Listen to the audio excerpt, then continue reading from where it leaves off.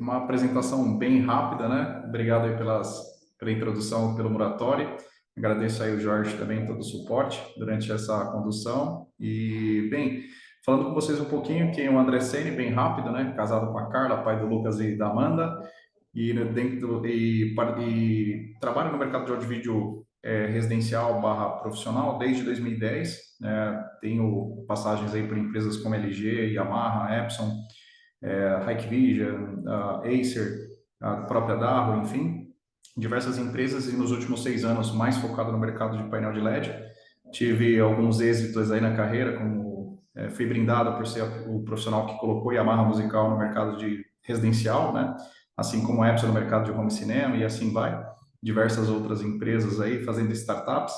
E como eu falei, a minha experiência com LED ficou realmente aí nos últimos 5, 6 anos, né, trabalhando com a Daicolor, trabalhando com a própria Dahua, né, colocando a Dahua no mercado, a própria American LED, né, e agora entrando num novo projeto aqui, com a cadeira de novos negócios, aqui, como head de novos negócios, cuidando da distribuição da empresa LED Wave agora, então, ou seja, cuidando de todos os integradores, distribuidores, né, dando todo o suporte não apenas para essa cadeia de distribuição e integração, mas também tudo que vocês precisarem em relação ao cliente final, né? Então, eu estou aqui desde já disponível para dar suporte para vocês em todos os projetos que vocês tiverem para painéis de LED, né? Então, uma pequena introdução, né? E vamos lá. Basicamente, a ideia aqui, o objetivo é conduzir vocês numa etapa inicial, não tão profunda em relação ao painel de LED. Então, dentro da nossa construção para esse dia, tirar realmente você de um conhecimento do zero, vamos colocar assim, do 0 a 10 ali, deixar você no nível de conhecimento de 0 a 5, ou seja, sabendo o que algumas principais características, como avaliar um produto e um projeto inicialmente, e vai faltar a perna depois, claro, de você poder dimensionar isso com mais, vamos dizer assim, com mais detalhes, desenhar o projeto, ter noções de configurações básicas, instalação e configurações avançadas e um pouquinho de manutenção, tá? Então, dentro do escopo do LED, vamos dizer assim, que a gente sai do zero aqui, a ideia é deixar vocês ali no nível 5, né? Que um pouquinho mais, mas se eu cumprir com esse objetivo aqui junto com vocês, eu vou ficar muito feliz. Vou ser redundante, talvez alguns conhecimentos técnicos que vocês já tenham noção, porém, como eu não sei os níveis técnicos de cada um dos participantes, então meu objetivo aqui é partir de um princípio que vocês estão tendo o primeiro contato com o LED e precisam que algumas disciplinas sejam atualizadas ou postas aí no seu mapa mental, tá? Então, começando essa trajetória, seguindo o cronograma, eu vou, nesse módulo aqui, a parte 1, eu vou falar para vocês sobre os tipos de painel de LED e seus principais componentes, tá? Vamos lá. Basicamente, o painel de LED, ele tem diversos tamanhos e mais para frente a gente vai entender um pouquinho dessas aplicações, mas os mais comuns são os gabinetes de 64 por 48 centímetros, o 50 por 50, o 50 por 100, o 96 por 96 e o 60 por 33,75. Depois vocês vão entender, que medida é essa? 60 por 33,75, muito específico, né? Depois vocês vão entender por quê. Aqui tem uma representação gráfica à esquerda, mais ou menos de uma representação de uns 50 por 50 e uns 50 por 1000, tá ali achurados ou pintados ali em azul e em vermelho. Esses gabinetes eles são compostos por módulos, né? Então você tem essa estrutura física e dentro dessa estrutura física ele é composto por módulos. Eu vou destrinchar um pouquinho depois, mais à frente, os componentes também. Basicamente, eles podem ser de instalação fixa, ou seja, você instala como no segmento residencial, numa igreja, por exemplo, ou ele pode ser para locação e eventos, que nós chamamos esse tipo de produto de rental, ou produtos para shows e eventos. Ele tem características diferentes, eles são feitos para montar e desmontar diversas vezes, né? Eu só vou minimizar aqui que eu estou me vendo, e aí ele atrapalha um pouquinho minha visualização aqui. E podem ser interno ou externo. Então, isso muda algumas características de proteção IP, e também os outdoors vêm preparados para as intempéries, tá? Diferente do indoor, que realmente não tem nenhum tipo de proteção.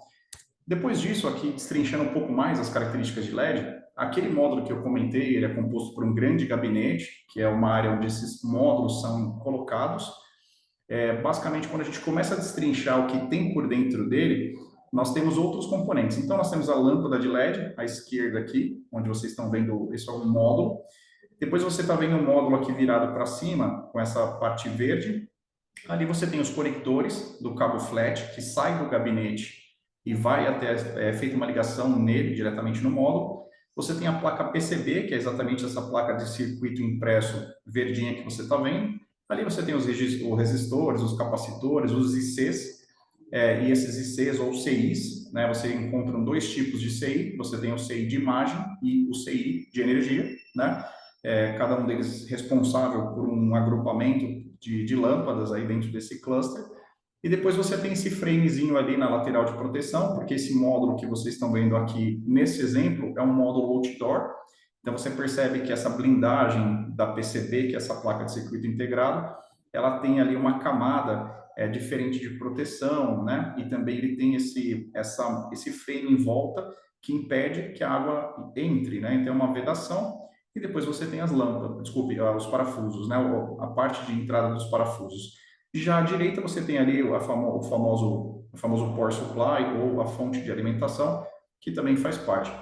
Não está aqui, mas eu deveria ter colocado, depois eu atualizo o material antes de mandar para vocês, que é a Receiving Card. A Receiving Card é a placa que recebe o sinal de vídeo da controladora. Então, basicamente, dentro da composição de instalação, do escopo do LED, você tem o LED com aquele gabinete que eu mostrei no slide anterior, e ele é composto por esse módulo, diversos módulos. Então, ou seja, um gabinete ele chega a ser composto por 18 módulos numa composição, 6 módulos em um determinado tipo de gabinete, mas o importante é saber que ele tem essa estrutura física que é composto por módulos.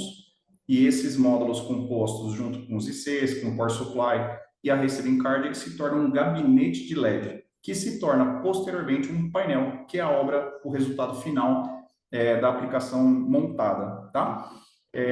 Depois disso, nós temos ali o tipo de lâmpada. Então, aqui eu tenho uma representação um pouco gráfica, né? Dos tipos de lâmpada existentes, na verdade já tem uma a mais, aqui não deu tempo de atualizar o material, mas existe uma tecnologia recém-lançada também de lâmpada, que já é uma sucessora do CLB. Mas, hoje, aqui eu posso dizer que esse slide ele retrata 99,99% dos projetos de LED. O mais comum é o LED SMD, que basicamente é uma lâmpada que é basicamente soldada ali dentro daquela placa PCB. Essa lâmpada ela tem um encapsulamento, ou seja, ela possui uma casinha literalmente em volta dela, e ela tem uma limitação de cores ali porque ela representa o RGB, né? Então, ou seja, essas três cores unidas ela atinge uma determinada composição em milhões de cores. Depois disso, você tem uma evolução do SMD, mais abaixo, que é o que nós chamamos de GOB. O GOB, basicamente, e me atendo à nomenclatura, o GOB ele vem de glue, de cola, né? Glue on board.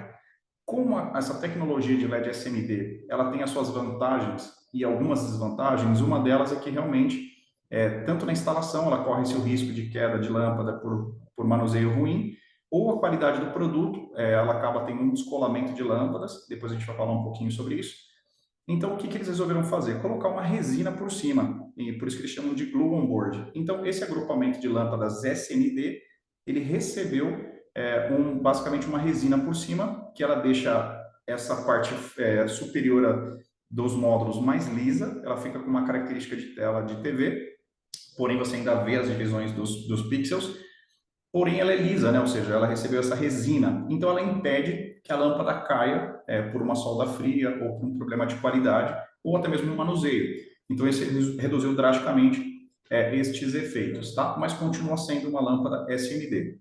Depois disso nós temos a evolução, que esse produto tem se perpetuado, que é o COB. O COB ele vem de Chip on Board. Então agora essas lâmpadas não são mais soldadas por sobre a placa, na verdade, elas estão na própria placa. Ela faz parte do circuito integrado. Ela é impressa na placa PCB e recebe uma resina por cima. E aqui você tem uma entrega de cores muito, mas muito superior a uma tecnologia SMD, porque ela já usa uma composição maior de jogo de lâmpadas fazendo RGB. Nessa tecnologia ela veio entregando muito mais qualidade, muito mais contraste. E o ponto negativo é a manutenção, né? Realmente você precisa de máquinas específicas para fazer essa manutenção, porém ela tem uma queda drástica de índice de falha, né? Então, na verdade, você tem muito menos manutenção mas quando você tem manutenção, você precisa realmente de uma máquina específica para fazer esse tipo de manutenção nesse tipo de produto, tá? Aqui é uma representação gráfica do que é um SMD. Então você vê um pouquinho ali ele na parte de baixo, você vê que você tem uma visão mais áspera, né? Você vê mais essas linhas divisórias entre as lâmpadas. E aqui um pouquinho de como ele é soldado, né? Então você vê a placa PCB e você vê ali ele soldadinho por sobre a placa. O GOB, basicamente, é a representação ali à direita. Você já vê que ele tem ali realmente uma proteção, uma resina em volta, reduzindo esse efeito visual dessas divisões de lâmpadas. E exatamente essa função da cola por cima, essa resina que é colocada por cima do SMD. E na sequência a gente vai ter uma representação gráfica aqui da diferença de um SMD para um COB. Então, enquanto um lado você está soldado por sobre a placa e pode ter queda de lâmpada, por conta de solda, mais uma vez, ou qualidade, do outro lado você tem ali o chip integrado dentro da PCB, tá? Com essa proteção em volta. Esse tipo de produto é muito utilizado nos painéis fazem parte, compõem um projeto de home cinema, ou seja, os cinemas de luxo, que hoje têm invadido as residências na parte indoor, ou seja, dentro da casa, essa tecnologia que impera hoje no mercado, tá? O COB. Depois disso, vamos lá, vamos falar um pouquinho das especificações do LED. O painel de LED, basicamente, ele tem essa medida que nós chamamos de pixel pitch. O pixel pitch é a distância entre uma lâmpada e outra. Essa distância é medida em milímetros, e quanto menor o pixel pitch, você tem maior entrega de resolução. Por quê? Em geral, você tem um módulo, o gabinete ele tem um tamanho físico determinado, né, em milímetros, e quanto mais pontos de imagem você tem dentro deste gabinete ou dentro deste módulo, naturalmente você consegue entregar mais pontos de imagem. É como se eu tivesse uma televisão Full HD, 4K. Eu acrescento pontinhos de imagem. É o mesmo conceito, tá? De um lado nós chamamos de resolução. Aqui, essa resolução ela é formada, ela é o resultado da composição do pixel pitch do produto e o tamanho da tela que você está formando, tá? Depois disso, você tem o brilho. Basicamente, essa característica determina a luminosidade que o painel possui. Eu diria para vocês como informação que para um ambiente indoor, eu sempre analisaria produtos acima de 500 nits de brilho. Menos do que isso, eu diria para você que talvez não seja um produto adequado para a sua instalação, a não ser que seja uma sala com um ambiente de luz super controlado, tá? Mas para projetos residenciais, normalmente o COB ele tem 600 nits, 700 nits, e depois disso instalações corporativas de 700, 800 nits, né? Nós temos produtos que beiram ali 1000 nits ou 1200 nits, que nós chamamos de um produto semi-outdoor. Ele não tem proteção contra intempéries, mas ele tem um brilho que ele começa a brigar um pouquinho com a luminosidade externa, para que você não tenha um projeto prejudicado. Vamos supor que você está fazendo uma instalação que ela tem uma incidência de luz razoável, e você precisa competir razoavelmente com essa luz do sol. Então, nós temos esse tipo de produto que nós chamamos semi-outdoor. Mas, na realidade, no frigir dos ovos e a realidade de mercado é que o pessoal já aplica um produto outdoor, que tem ali a partir de 4.500 nits. Então, já dando a próxima dica, que são produtos por ambiente externo, eu analisaria produtos a partir de 4.500 nits. Porém, como tendência, o mercado está trabalhando entre 6.000 a 6.500 nits, porque exatamente no sol, no seu auge de luminosidade, ele atinge exatamente essas cifras. Então, por isso que o mercado está sendo setado hoje em 6.000 e 6.500 nits, ok? Aqui, sobre a resolução, ela não chega a ser uma especificação do LED, mas ela é o resultado da composição do pixel pitch que você escolheu para aquela instalação e o tamanho da tela. Mas é só um paralelo para você entender que existe uma relação entre pixel pitch e a resolução final, tá? O contraste, basicamente, ali, ele determina os tons de cinza, né? Quantos existem do tom mais branco até o tom mais escuro, essas variações, ou seja, de tons que existem desse branco ao mais escuro, ele determina as linhas de definição, ou seja, é o Batman brigando na frente do Batmóvel no beco escuro, onde começa o beco e termina o Batmóvel e começa o Batman. Então, mais ou menos isso, o contraste que vai te definir. Produtos COB ou lâmpadas que possuem a tecnologia Blackface, depois eu vou falar um pouquinho também sobre isso, elas possuem um pouco mais de contraste, né? Aproveitando, acho que eu já vou abrir esse tema agora. Nós temos basicamente 3 tipos de lâmpadas: a White Face, a Mate, que é uma intermediária, e a lâmpada Black Face. A White Face é a que comumente usada nas instalações corporativas e algumas igrejas. A Mate é muito pouco utilizada, mas ela entregaria um contraste intermediário, e a Black Face ela entrega um pouco mais de contraste, tá? E quando ela está desligada, realmente parece que o LED está desligado, né? Em geral, quando você desliga um LED com lâmpadas White Face, ele parece que ainda está carregado com um branco, né, de fundo. Depois, uma boa, interessante ponto de ser analisado é se o produto ele tem manutenção frontal traseira, porque dependendo da instalação que você vai fazer, você vai precisar que tenha manutenção frontal. Dependendo da instalação que você vai fazer, obviamente, você vai precisar que ele tenha uma manutenção traseira. Então, isso faz parte da especificação do LED também, tá? Agora aqui algumas dicas importantes sobre o painel de LED. Primeiramente, quando você analisa uma especificação do painel de LED, às vezes você vai ver o termo P1, P2, P3. Sempre peça a especificação do produto do seu fornecedor em milímetros. Por quê? O P2 pode significar que esse produto é um P2.97 e não 1.97 ou 2.0. Eles chamam de P2 um produto que praticamente seria mais justo que eles chamassem de um P3. Então ele não é um 2.0, ele é um 2.97, por exemplo. Ou um P3 que ele chama, geralmente não é um 3.0, ele é um 3.91, praticamente um 4.0. Então, comercialmente existe essa jogadinha que as pessoas chamam, estou te entregando um P2, que geralmente você vai ver a especificação, quando você pedir em milímetros, possivelmente ele é um 2.97. Uma outra dica é garantia e suporte. A garantia desse suporte desse produto é aqui no Brasil, algumas empresas têm suporte somente na China. Então, por exemplo, você teve um problema aqui no Brasil, eles enviam para a China e tem todo aquele tempo de transporte. Por isso que é importante saber, a garantia e suporte desse produto é aqui no Brasil ou onde, né? Onde você vai ter esse suporte. Depois a marca do painel, tá? É importante porque hoje nós sabemos a marca do nosso celular, da nossa TV, e é um investimento às vezes de um valor agregado relativamente alto, e a gente não se preocupa em saber a marca do painel de LED. Simplesmente compramos uma marca X sem nos preocuparmos se realmente é uma marca de nome no mercado, né?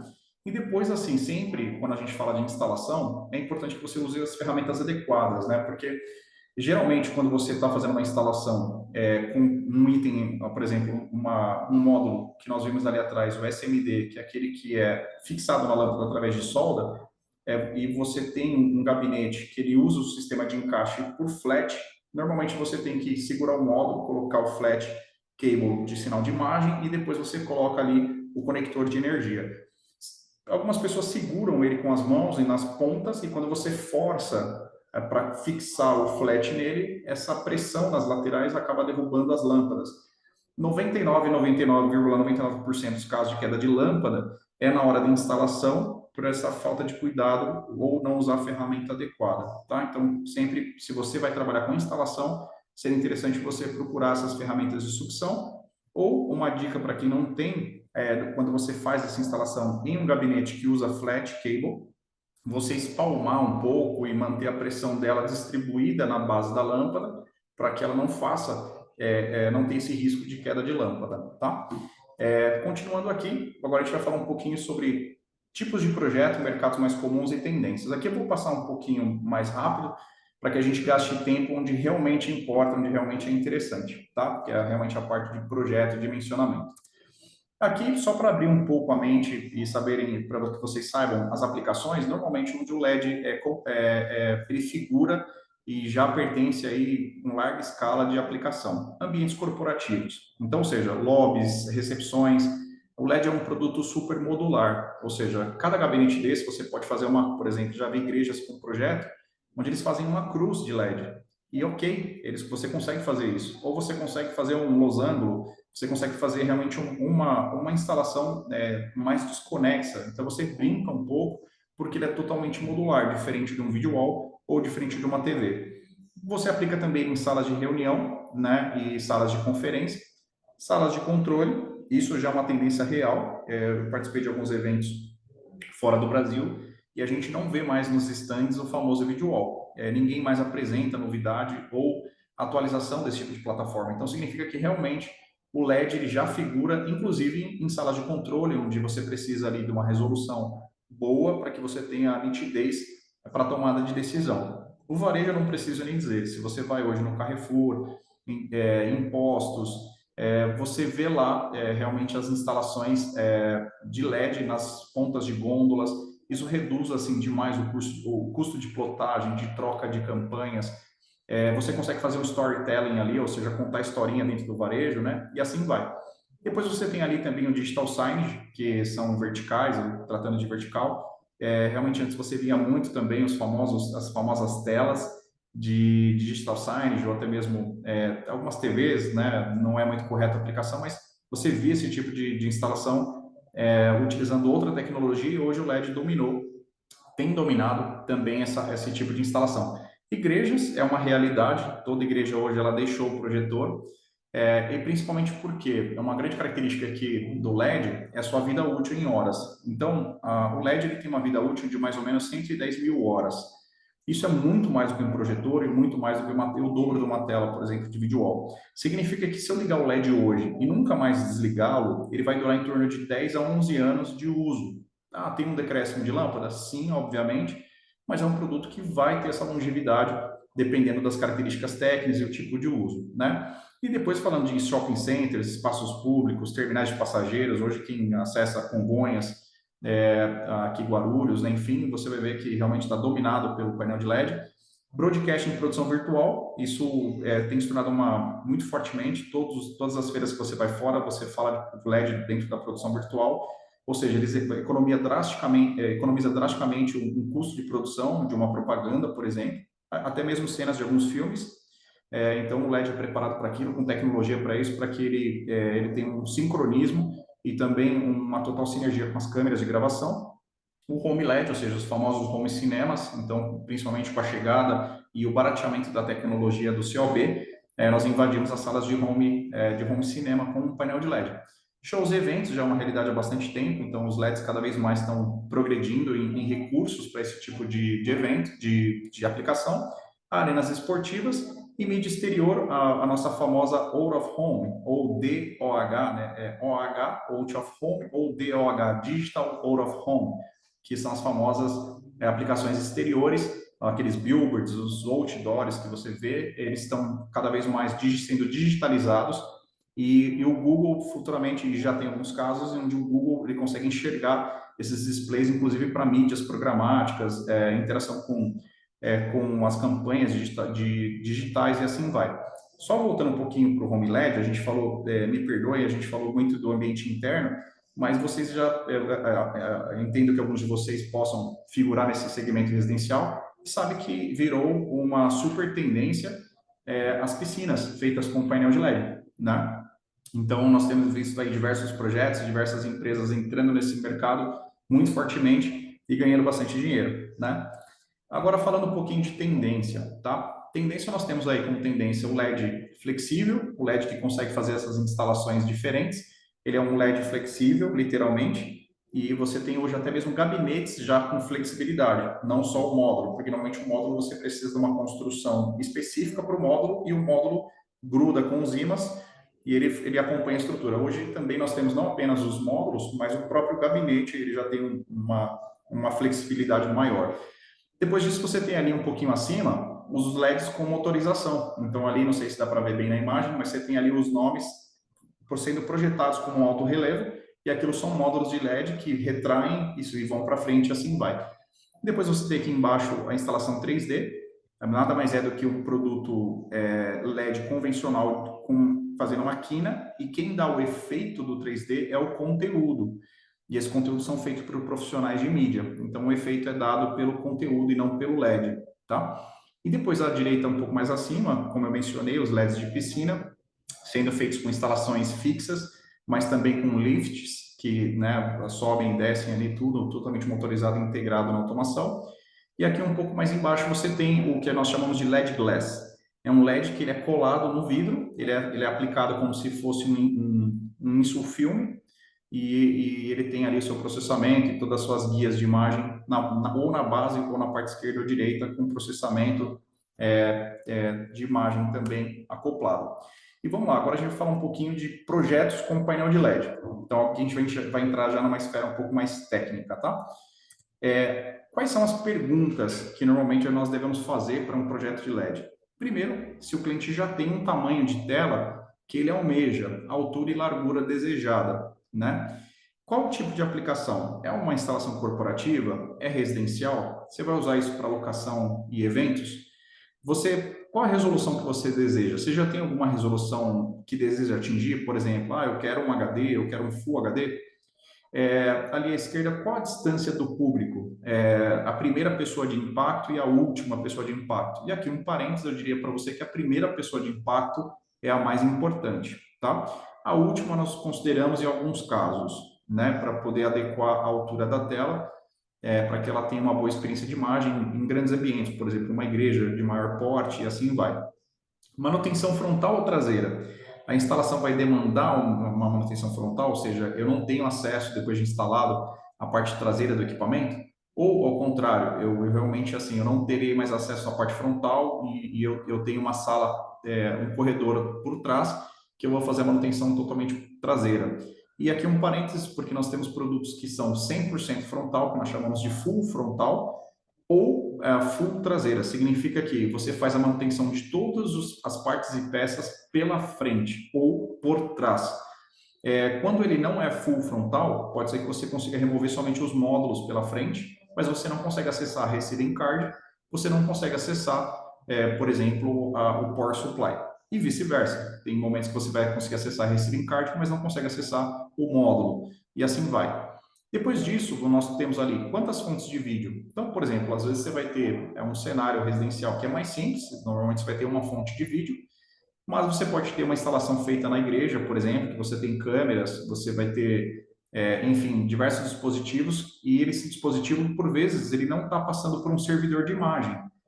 Então, significa que talvez você vai ter que colocar um tipo de processadora de painel de LED para atender esse perfil, tá? Para atender esse perfil de projeto. Depois disso, essa instalação vai ser interna ou externa? Ou seja, ele vai ficar exposto a intempéries? Então, essa é a pergunta para que você defina se o produto vai ser indoor ou outdoor. Essa pergunta aqui embaixo, ela hoje em dia ela faz menos sentido, mas se ela vai ser background, ou seja, plano de fundo de uma gravação. Aí eu volto a falar de igrejas ou até mesmo algumas emissoras de TV que às vezes usam ali como plano de fundo. Se o produto não tem a taxa de atualização de minimamente de 3.840, ele vai dar alguns efeitos de passagem de como se fosse linhas, realmente não fica bom, né? Então, realmente, se um produto tem 1940 Hz, você vai ter que cair muito o ajuste da câmera para que não dê esse efeito no momento da gravação. Então, você está lá gravando um webinar, gravando um culto ao vivo, enfim, e o resultado final dessa gravação não vai ficar adequado e a transmissão online também não vai ficar adequada. Partindo agora para falar da relação de pixel, da distância versus o pixel pitch, essa aqui a relação, ela é um pouco, eu não digo controversa, mas cada fabricante ela vai te dar uma especificação, tá? Cada fabricante ele vai te dar uma metodologia. Aqui eu estou colocando para vocês, aqui o pessoal mais usa no mercado, que é a relação entre se o pixel pitch do produto é 2.0, nós podemos dizer que a distância de visualização mínima do usuário para a tela seria de 2 metros. Então, o que significa que menos um pixel pitch de 2.0, se eu ver essa tela a menos de 2 metros, eu começo a perceber as linhas divisórias do SMD, da lâmpada, eu não tenho uma boa experiência de imagem. A partir de 2 metros, eu passo a ter uma boa experiência de visualização. Então, a distância para a primeira pessoa de impacto, ela é um dos fatores que vão te ajudar a definir qual o produto adequado para essa instalação, ok?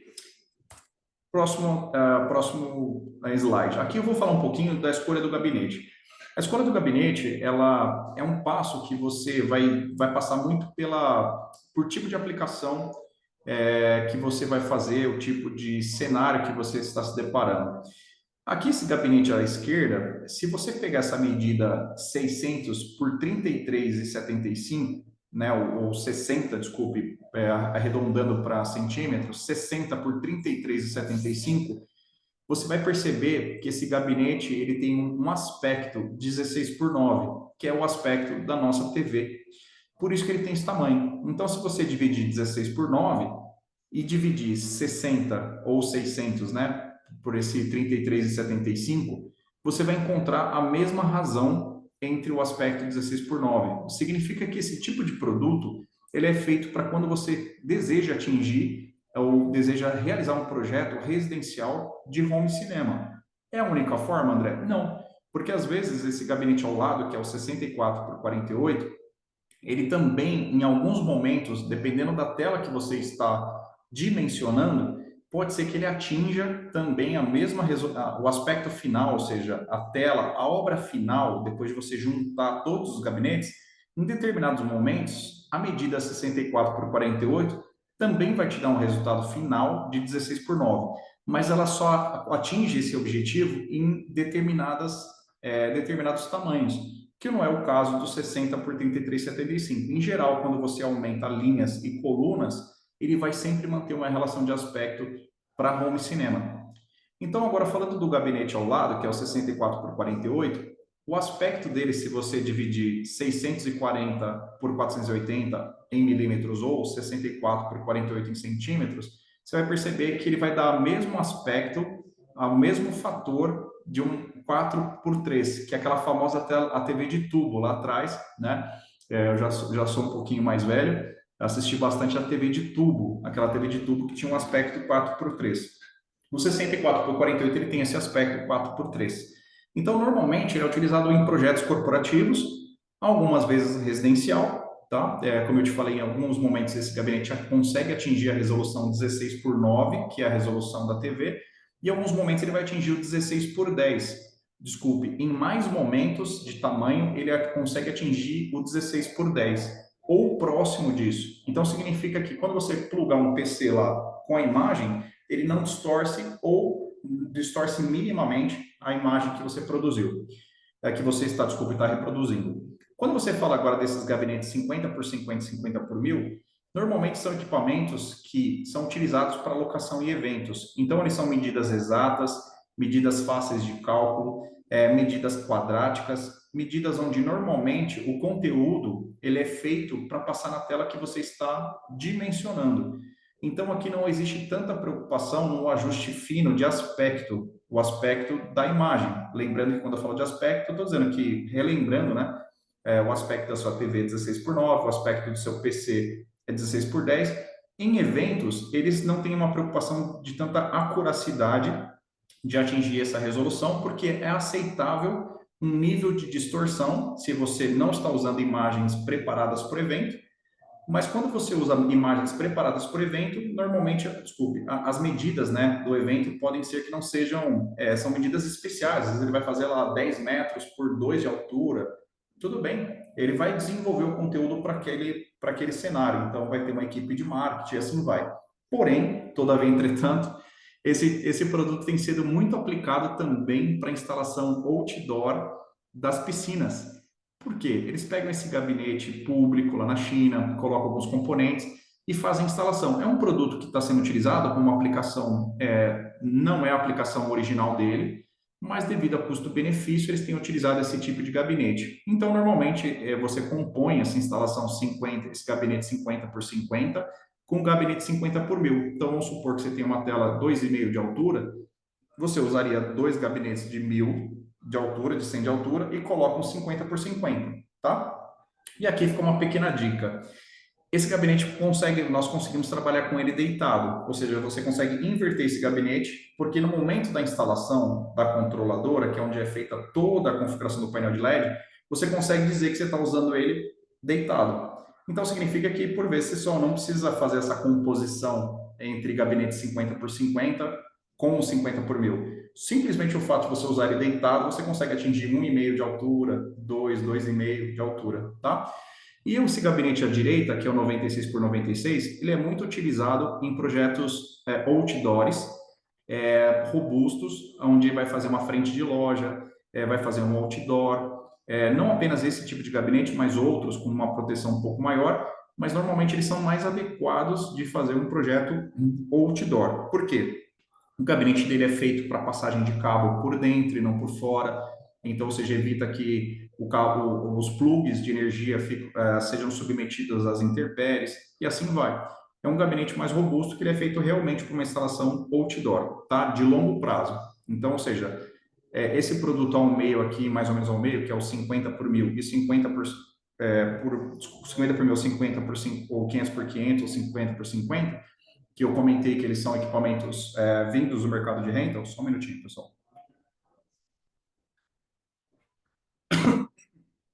Deu uma secada. Esses equipamentos eles são feitos para serem utilizados pontualmente no ambiente externo. Então, se você faz uma instalação fixa outdoor com eles, é bom que você se preocupe com o mínimo de proteção, tá? Porque normalmente ele é um IP54 na parte traseira. Já esse 96 por 96, também você vai encontrar no mercado algumas variações. Ele IP54 e também IP65, tá? Então, sempre analise a especificação deles e veja as especificações por completo. Por quê? Ele sempre vai dizer que ele tem um IP65, mas você tem que perguntar para o fabricante se é IP65 frontal e traseiro. Você vai acabar descobrindo que às vezes ele é IP65 na frente, mas IP54 atrás. Então, sempre avalia isso. Se for IP54 atrás, minha recomendação é que você faça um mínimo de proteção para que ele não fique exposto diretamente nas intempéries, tá bom? Agora, vamos falar um pouquinho de aspecto. Então, eu falei um pouquinho para vocês de aspecto agora há pouco, né? Que a TV ela tem um 16 por 9, ali à esquerda aqui, né? Ou seja, deixa eu pegar um modo de anotação. Então, a gente falou muito aqui do 16 por 9, que é o tamanho da tela, 16 da nossa TV, e o 16 por 10 é o nosso PC. E aqui eu tenho outras relações de imagem, tá? Relações de aspecto. Então, quando lembra que eu falei para você da TV 4x3? Se eu dividir 4 por 3, eu tenho um aspecto de uma conta final de 1,33. Se eu dividir 16 por 9, eu tenho uma relação, um fator de 1,77. Se eu dividir 16 por 10, eu tenho uma relação aqui de 1,60 de aspecto, ou, desculpe, de fator de divisão. Isso vai ser importante para você calcular, principalmente uma tela que você deseja, almeja trabalhar com um aspecto residencial ou um aspecto de imagem corporativo de PC, para que você não tenha necessidade de fazer ajuste no conteúdo da imagem. Não quer dizer que o LED você tem que ter essa preocupação todas as vezes. Porque às vezes numa igreja você vai ter uma tela lá de 8 por 2, 8 por 4. Então, parte do pressuposto que a controladora, a videoprocessadora, ela tem a capacidade de fazer o upscaling e ela vai fazer alguns ajustes através de algoritmos nessa imagem, ou o pessoal do conteúdo sempre vai exibir conteúdos para aquele tipo de tamanho. Então, aquele conteúdo tem uma equipe por trás, ou, por exemplo, num evento que ele vai produzir, vamos dizer assim, o conteúdo para exatamente para aquele tamanho de tela. Então, vamos pegar um exemplo aqui, que eu estou desenvolvendo um projeto de uma tela de 3,20 de metro, 3,20, 3 metros e 20 de largura por 1,92 de altura. Eu peguei esse tamanho porque, neste exemplo aqui, eu já estou sinalizando que eu vou usar um gabinete 64 por 48, tá? Ou 640 por 480 milímetros. Para atingir essa tela aqui, numa sala de reunião, e eu estou partindo do princípio que eu vou fazer uma sala de reunião. Então, basicamente aqui, qual é a conta que nós fazemos? 3,20 dividido por 64, tá? Eu vou chegar a uma conta de 5, o resultado 5. Significa que, para essa instalação, eu vou usar 5 gabinetes de largura. Então, o cálculo é simples. 64 ali eu tenho de largura, vezes 5 gabinetes que eu estou utilizando na instalação, eu atinjo 3,20 de largura. Então, resultado final, 3,20. Eu atingi os 3,20 com esse gabinete, tá? Se não for um gabinete 64 por 48, for outra medida, a conta é a mesma. Você vai pegar, eu tenho 3,20 de largura, eu vou dividir pela largura do gabinete, eu vou entender o máximo de gabinetes que eu consigo utilizar nessa instalação. E aí você ajusta, tá? Você ajusta de acordo com a necessidade e o tamanho do gabinete. Então, partindo do princípio que eu tenho um gabinete agora, esse gabinete ele é 64 de largura e 48 de altura, se eu fizer a mesma conta, para atingir 1,92, eu vou pegar o 1,92, dividir por 0,48, eu chego à conta de 4 gabinetes. Então, ou seja, obrigatoriamente, obrigatoriamente não, nesse projeto eu tenho que usar 4 gabinetes de altura. Então, o cálculo vai ser 0,48, que é o tamanho dessa área aqui, ó. Então, ou seja, 48 centímetros aqui, e ele tem 64 centímetros aqui. E aí eu vou utilizar 4 gabinetes de altura. Então, aqui eu tenho né, o 2, 3 e o 4. E eu atinjo, então, 1,92 de altura. Então, eu estou utilizando 5 gabinetes na horizontal por 4 gabinetes na vertical. Então, como ficou essa tela? Como ficou o aspecto para eu saber se é uma tela que ela vai me dar muito trabalho para ajustar a imagem ou não? Eu vou dividir 3,20 por 1,92. Ela dá o resultado final de 1,66. Quando eu olho aqui, ó, ele está muito próximo do 16 por 10. Ô, André, tá errado esse projeto? Não, eu diria para você que ele está muito próximo da resolução 16 por 10. Significa que, mesmo que ele tenha algum nível de distorção na imagem, é mínimo. Então, ou seja, não é tão perceptível ou esse projeto não será mal executado. Esse é o resumo da história. Agora, no próximo slide aqui, deixa eu só ver se... Acho que eu tenho que sair do modo de anotação para ele poder me virar, né? Deixa eu ver. Ah, foi. Acho que eu tenho que limpar agora, né? Que eu fiz um monte de anotação.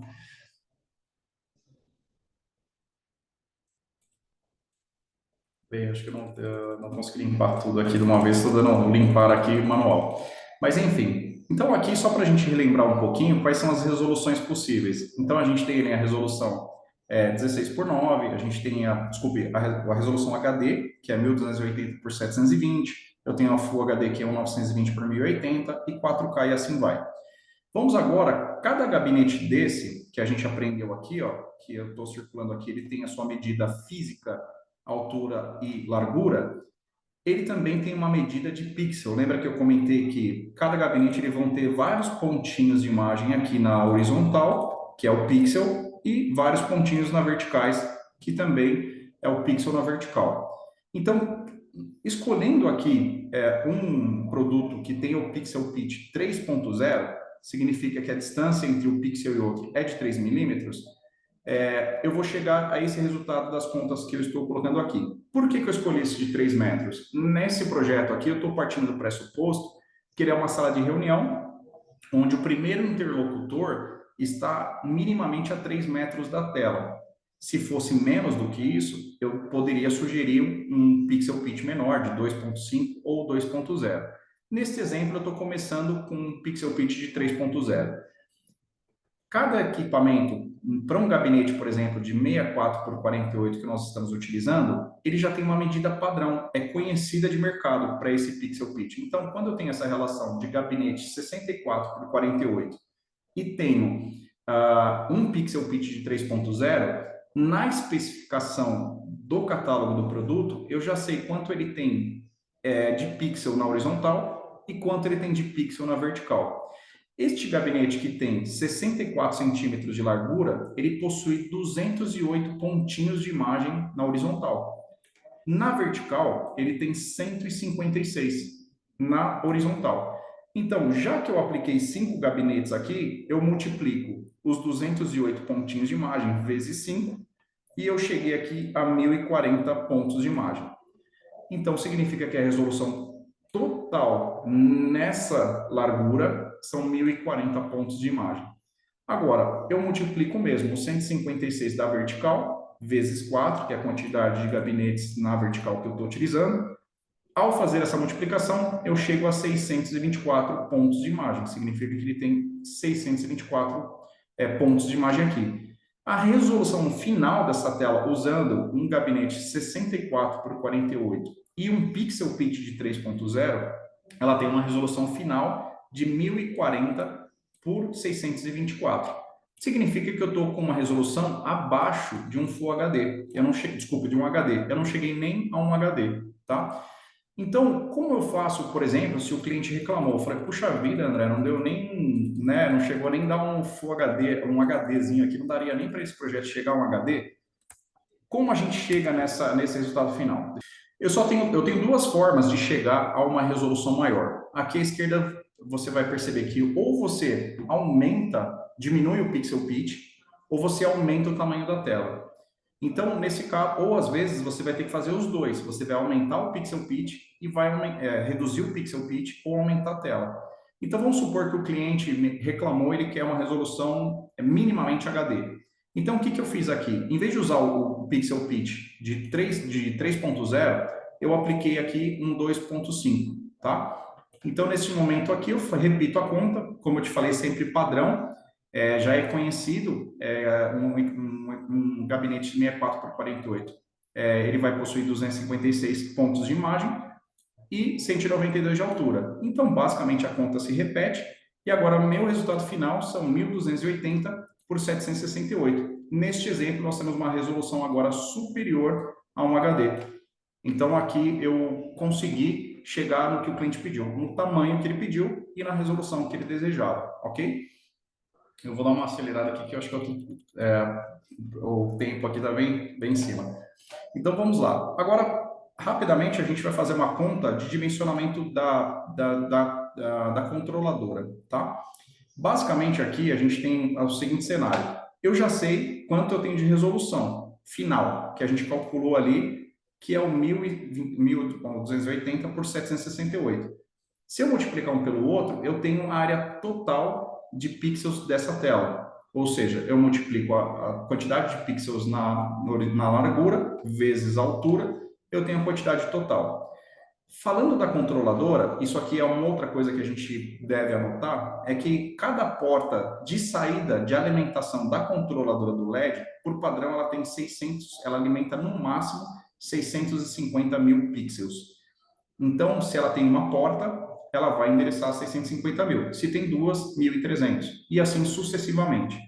Então, o que eu faço para saber quantas portas eu preciso? Eu pego o resultado final aqui que eu calculei, e ele se repete aqui, e eu divido pela capacidade de cada porta. Então, ele deu um resultado aqui de 1,51. Não existe meia porta. Então, o que eu faço? Eu arredondo para cima. Então, em vez de ser uma porta, eu assumo que eu preciso de duas portas de saída. Então, para esse projeto especificamente, eu vou precisar de uma controladora que tenha duas portas de saída, ou seja, uma capacidade igual ou superior ao total de pixels que eu estou trabalhando, tá? Então, agora a gente vai falar um pouquinho, dando sequência aqui de alguns pontos importantes. E aí eu vou dar uma acelerada, tá, pessoal? Checklist de um projeto. Conferir com o fabricante se o arquivo RCG de configuração está instalado no produto corretamente e se eles estão mandando pendrive para fazer essa instalação. Aí você pode perguntar também se eles testam antes de enviar, ou seja, eles já sabem que está funcionando, tá? O segundo ponto, se o gabinete for de flat, ou seja, um encaixe via flat, ele tem, significa que o módulo, você na hora de instalar, você vai encaixar ele, ou seja, o módulo ele vem desconectado do gabinete, você tem que saber a sequência de cada flat em cada posição, para você não instalar ele errado, porque quando você finalizar a instalação, ele vai ficar parecendo uma obra de arte ali, vai ficar meio tortinho, tá? E isso é importante você saber qual é a sequência correta de colocar o módulo. Eles estão vindo peças de instalação e manutenção, o gabinete vem com estrutura ou não? Se não vier com estrutura, ou seja, aquele suporte de fixação, geralmente o pessoal faz um MDF no tamanho da tela, fixa o MDF na parede e depois vem colocando os gabinetes. E depois faz um acabamento em ACM para ficar bonitinho nas laterais. O cabo de ligação com a rede elétrica vai vir ou somente de ligação entre gabinetes? Porque na hora da instalação, se você não se preocupar com isso, você vai perceber que ele vai vir um cabo, mas ele não, você vai ter que montar o cabo na hora para chegar até a rede elétrica, tá? E depois, claro, são perguntas que você tem que saber se a sua responsabilidade se a responsabilidade vai ser sua da parte elétrica, ou seja, de colocar lá o stack, de colocar o disjuntor, se você que vai puxar ou não, quem vai passar o cabo de imagem, quem vai passar os RJs, né? E aí, mais uma vez, eu deixo a dica ali de usar ferramentas adequadas e cuidado no manuseio, tá? Principalmente dos módulos na hora de instalação. E aqui um pouquinho das tipos de controladora, tá? A TB, aqui eu estou usando muito a plataforma Novstar, que é a mais utilizada de mercado. Cada uma delas tem uma aplicação em um sentido. Projetos que você precisa de Wi-Fi, precisa rodar imagens na memória, precisa que ela tenha um processamento. precisa que você, enfim, é um projeto outdoor que você não tem acesso fácil. E fazendo um parênteses, ele está sendo muito utilizado essa linha para fazer as piscinas, tá? Uma processadora mais simples, ela não tem tanto poder de vídeo processamento, de upscaling, downscaling, bem básica, mas ela atinge o objetivo. Você coloca a imagem na memória dela, ou você coloca o cabo HDMI, ou você coloca ela para rodar via Wi-Fi. Tem alguns kits que o pessoal já coloca aquele sticker da Apple nela mesmo, e assim vai, tá? Então, essas TBs que vão aumentando o número, TB1, que não está aqui, a TB2, TB30, ela acrescenta capacidade de endereçamento de pixels, ela tem mais portas de saída e às vezes mais conexões de entrada, ok? Em geral é isso. Agora você tem controladoras ainda mais simples que são feitas, ela não tem Wi-Fi, assim, simplesmente ela alimenta o painel de LED, ela recebe o sinal de entrada e endereça as portas de saída para fazer a alimentação do painel de LED, tá? E depois você tem as videoprocessadoras, que são as linhas VX, a VX 400, 600, 1000, quando você utiliza, quando houver necessidade de uma alimentação maior, a tela é muito grande, ou quando você tem necessidades de upscaling, downscaling, você quer fazer multipip, ou seja, você quer fazer mais de uma tela no mesmo, na mesma instalação. Se você precisa de recursos mais avançados, entradas, diferentes entradas de vídeo, por exemplo, um DVI, um 3G SDI, normalmente a gente usa essas videoprocessadoras da linha VX. E se o projeto é ainda maior, ele requer uma alimentação em pixels muito maior, a gente começa a falar da série H, que onde basicamente ela é um PCzão, então ela é um gabinete que ela precisa ser alimentada com placas de entrada e de saída.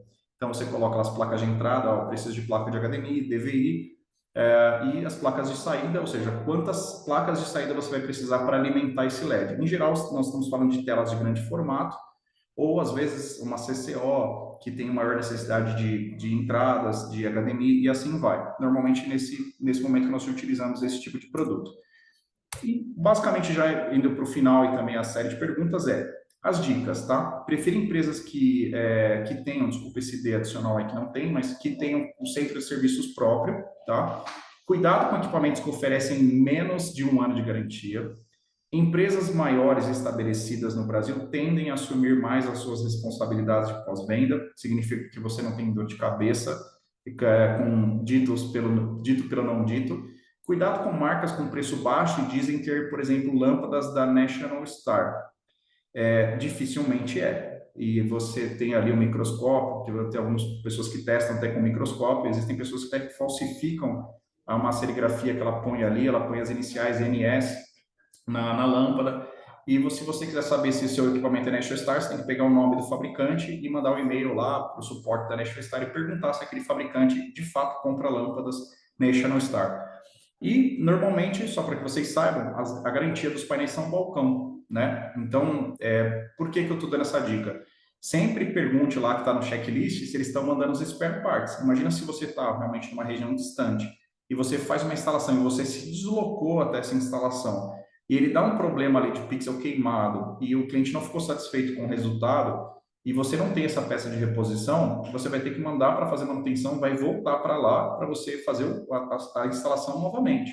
Então, sempre se preocupe com isso. Então, por isso que eu deixei aqui a dica. Normalmente, a garantia do painel é balcão, e se você precisar fazer algum tipo de manutenção, você tem que mandar o módulo para o correio, para o fabricante, isso vai ter um tempo de retorno. Se você está fazendo uma instalação fora da tua base, isso pode ser um problema de custo para você de projeto, tá bom? Bem, pessoal, da minha parte, aqui a parte de dúvidas, né? Gostaria de abrir aí para o pessoal. Eu não sei como é que eu estou de tempo aí, Moratório. Pode puxar a orelha. Não, é que é muita informação mesmo, né? E você já está convocado aí para a gente preparar um curso, né? Ou algum treinamento um pouco mais longo, porque é bastante informação, Sim, é um verdade. produto novo e a técnica começa desde o projeto até a instalação, é um processo tudo, né? Bastante complexo, né? Mas os resultados são ótimos. Então, assim, e também o lado de receita, né? O lado de agregar valor ao projeto, ele é muito bom. Então, assim, é lógico que tudo que dá trabalho, se der, tem que dar retorno. Então, esse é um equilíbrio importante aí nessa nova tecnologia, e você acha que domina isso muito bem. O Marcos está levantando a mão. Marcos, seja bem-vindo. Você está na Bahia hoje ou está passeando por aí? Faz a tua pergunta. O Marcos eu conheço. E aí, beleza, Marcos? Só Está não tô te tá sem ouvindo. áudio, está sem Assim, áudio, ó. Marcos. Tô na Bahia. Tá bom, que bom, né? Vai ficar Aqui até o tá carnaval, quente. pelo menos você fica aí, né? Na boca de carnaval, né? Então a gente tá bem. Tá bom. Deixa eu te falar, André, deixa eu tirar uma dúvida aqui. É o seguinte: eu vi que você colocou a questão da relação com a distância mínima, mas você tem algum tipo de relação ou de referência técnica à distância máxima ou à maior distância que o espectador vai estar, por exemplo, na sala? Então, tem algumas métricas, né? Eu posso até passar um material complementar, mas como eu te falei, é um tema um pouco controverso, porque cada fabricante tem sua metodologia, né? Mas, em geral, assim, a gente tem uma sugestão de altura da tela, né? Que, por exemplo, de acordo com o espectador que está mais longe, a gente tem, por ergonomia, a gente determina primeiro o tamanho mínimo dessa altura, e depois é um dos fatores que pode ajudar a gente a determinar a altura da tela, né? Mas, em geral, assim, você tem um range, por exemplo, às vezes um 2.0, ele te dá uma boa percepção de imagem de 2 a 5. Tem um range que alguns fabricantes colocam, que cada um tem sua opinião um pouquinho sobre isso, né? Eu diria para você que a distância máxima que a gente tem que passar por alguns critérios. Tipo de aplicação, uma sala de reunião, se dependendo do 2.0, a distância mínima, significa que a partir de 2 metros, se ele tiver a 5, ele tem uma experiência ainda melhor de imagem, né? Mas dependendo do tipo de apresentação, tipo de conteúdo, pode ser que você precise melhorar um pouquinho o aspecto dele depois, né? Ou seja, o tipo de conteúdo, o tipo de tomada de decisão. Vamos imaginar que são dados sensíveis que você precisa tomar decisão. Às vezes você vai precisar decrescer o pixel pitch para que ele tenha mais resolução, gráficos, dados sensíveis. Então, depende muito da aplicação, tá? O ambiente e cenário de instalação. Não dá para cravar uma metodologia, se o mínimo é esse, o máximo é esse. Alguns fabricantes vão te dar. Eu posso até mandar alguns materiais de alguns fabricantes que ele fala, daqui uma boa experiência de tanto a tanto com esse pixel pitch, a partir de 2 até 5. Existe algumas empresas que chegam a cravar isso, mas eu diria para você que depende muito do conteúdo, cenário, aplicação. Tudo isso eu levo em consideração para tomar algumas decisões aí de pixel pitch, né? Qual a distância, o que eu tenho que fazer no projeto. André, você não mencionou muito, e aí é uma ignorância minha, a questão da iluminação externa. Ela afeta muito o cálculo também. Se for uma coisa que vai ser usada muito mais de dia do que à noite, isso faz diferença na especificação? Não? Faz. Normalmente, por exemplo, para um ambiente de luz controlada, o indoor, a gente vai falar de um produto minimamente de 400 nits. Eu não recomendo menos do que isso. Mas eu diria para você que é um ambiente no home cinema, você vai falar de 500 a 600 nits.